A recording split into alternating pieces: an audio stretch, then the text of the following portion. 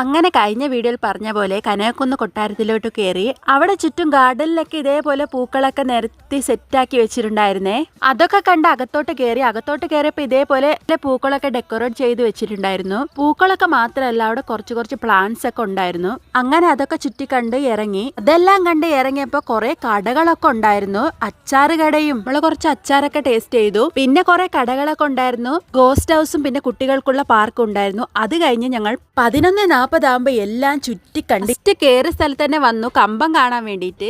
അത് കഴിഞ്ഞ് ഒരു മരം വന്ന് വീണു. പിന്നെ ഒരു കലാപരിപാടികളും ഇല്ലെന്ന് അനൗൺസ്മെന്റ് ചെയ്തു. അങ്ങനെ കമ്പം ഒന്നും ഉണ്ടായിരുന്നില്ല. എല്ലാവർക്കും നിരാശയായി. പിന്നെ എല്ലാരും കൂവി വിളിച്ച് ഹാപ്പി ന്യൂ ഇയർ ഒക്കെ പറഞ്ഞ് ഞങ്ങൾ അവിടെ നിന്ന് ഇറങ്ങി. പിന്നെ നല്ല വിശപ്പൊക്കെ ഉണ്ടായിരുന്നു. നമ്മളൊരു മിനി ഈറ്റ്സ് കടയിൽ കയറി ചായയും കുറച്ച് പലഹാരങ്ങളൊക്കെ വാങ്ങിച്ച് കഴിച്ചു.